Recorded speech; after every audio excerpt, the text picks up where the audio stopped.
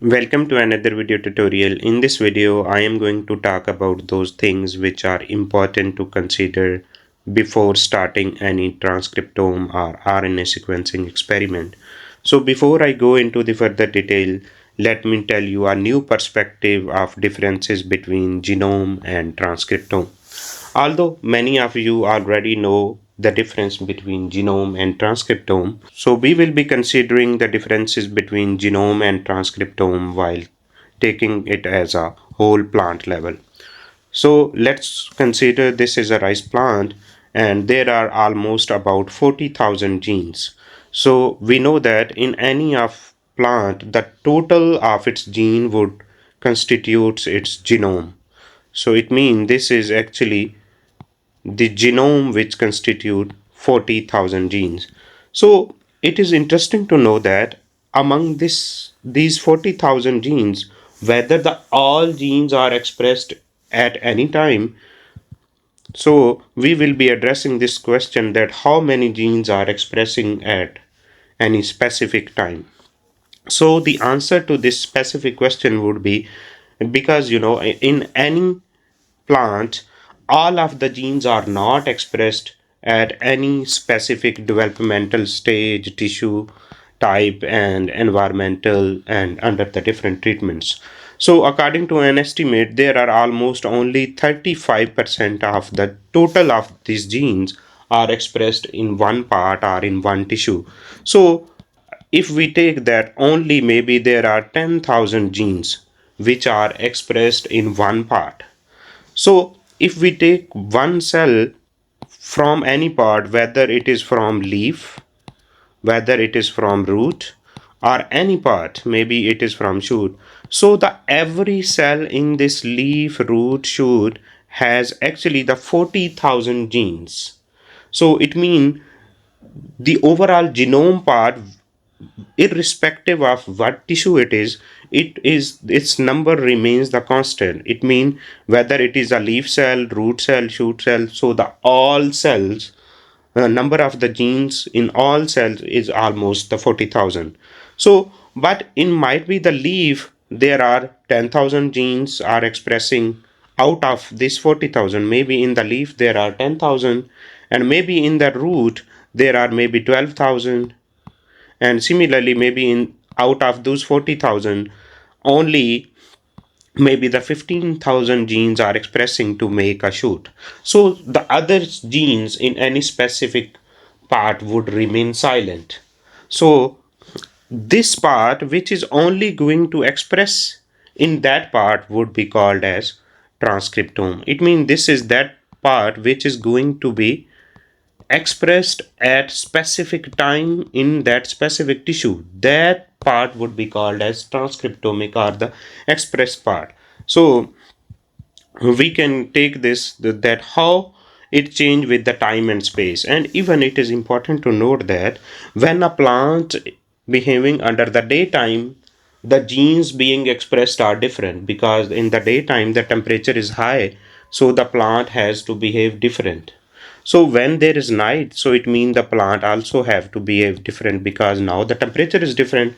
So out of all these 40,000 genes, plant is going to express different kind of genes to cope the changes that are happening in the daytime or in the nighttime. So another example we can consider to have a difference between genome and transcriptome. Let's suppose a king has a whole army, and the whole army would be called as genome.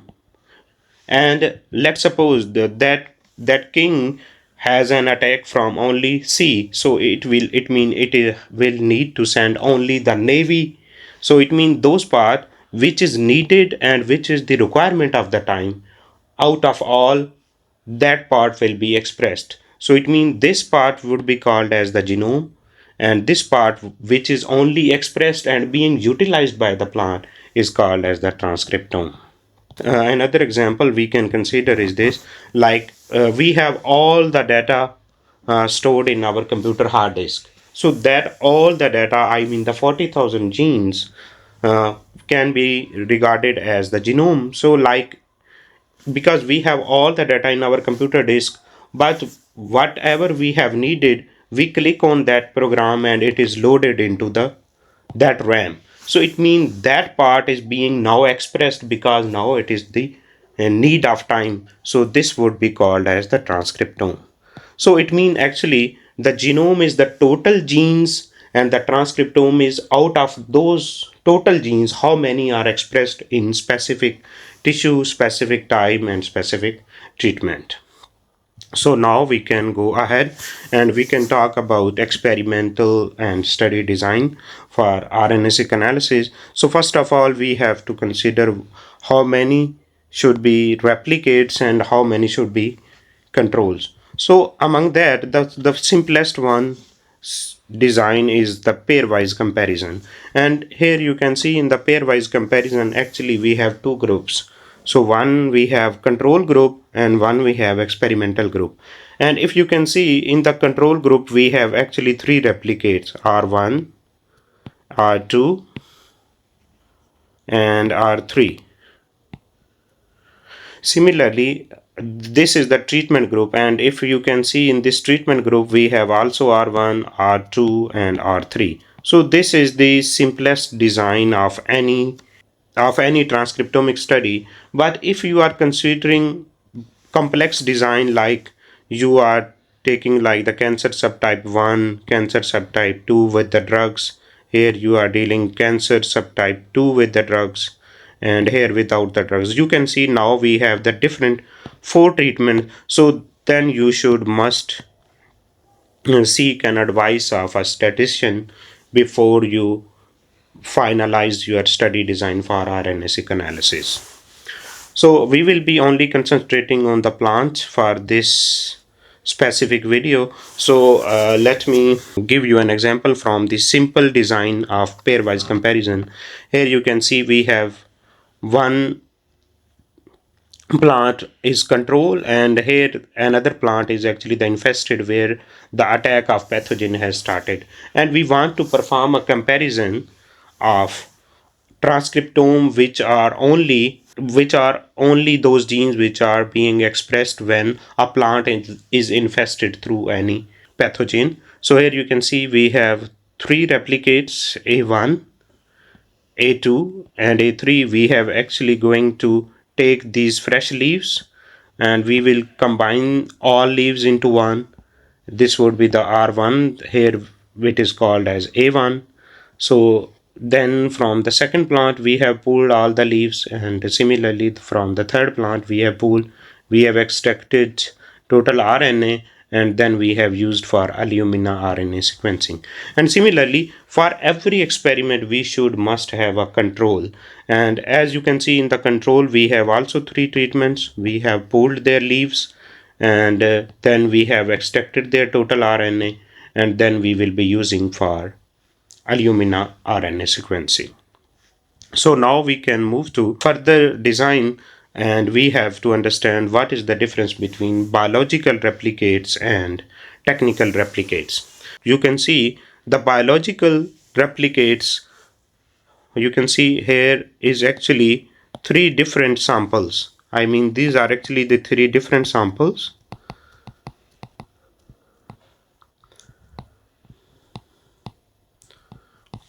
But treatment is same. Here you should keep an eye that the treatment is same.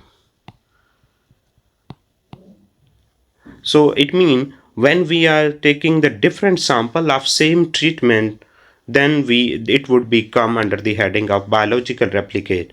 Then what would be the technical replicate? So if we are taking only one sample, and one tissue. You can see here we have three different organisms, but organism refers to the different sample and the treatments were same. But here you can see we are taking three samples from only one plant or one organism or one animal. So it would be called as one plant or one animal. So this, if we take three replicates, so then it would become as the technical replicates.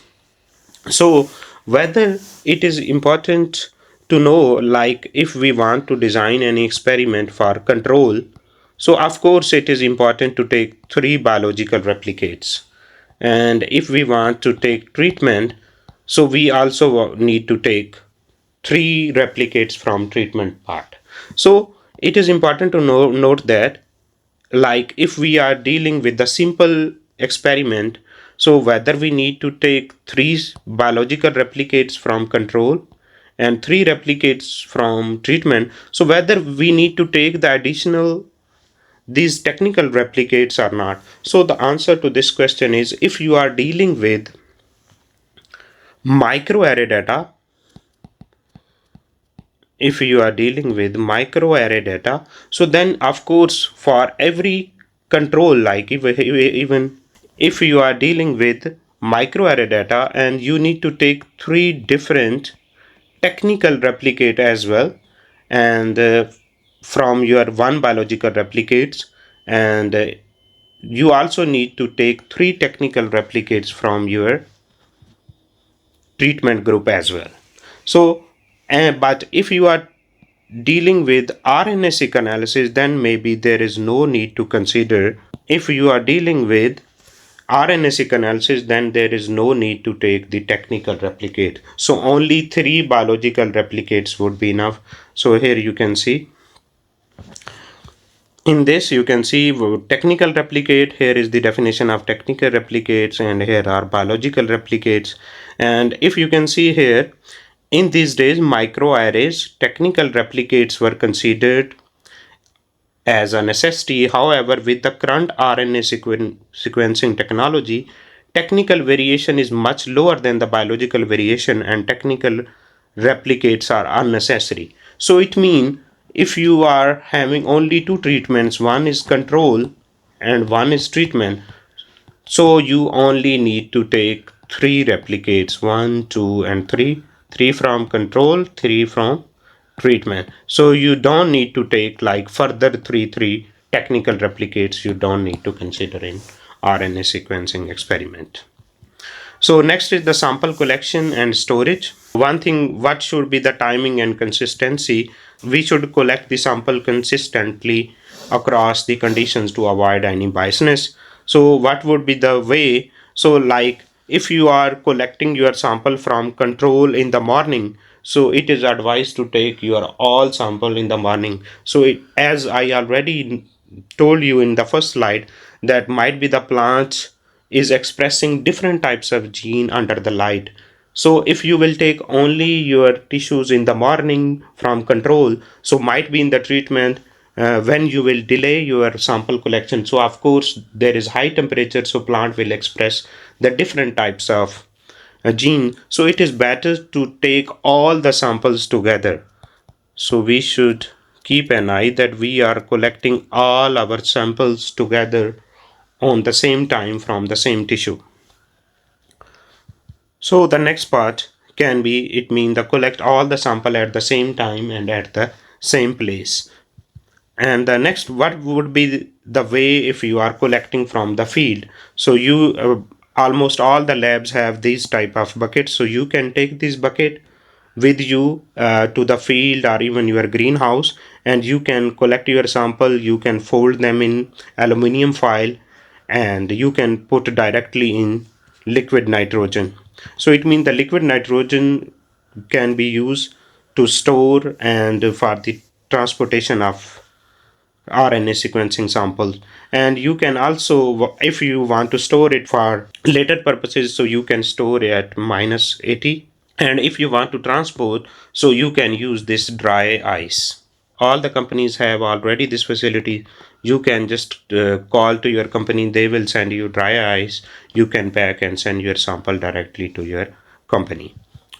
So next thing, which tissue are the best for RNA-seq analysis? My answer would be those tissue who have high quantity of RNA is best for RNA-seq analysis. So as you know that only the fresh leaves, which are also called as the meristematic leaves, they have the high quality and quantity of RNA. So it means the meristematic tissues are the newly growing tissues are best for RNA-seq analysis. So where they are located here, you can see they are located at three different parts. One is the apical meristem, other is intercalary meristem, and lateral meristem. You can see in any plant the apical part is newly growing, so here would be the best to take high quality and high quantity RNA.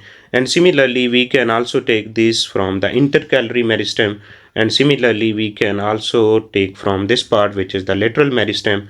And if you are collecting from the roots, so you can take this apical part, which would have the high quality RNA.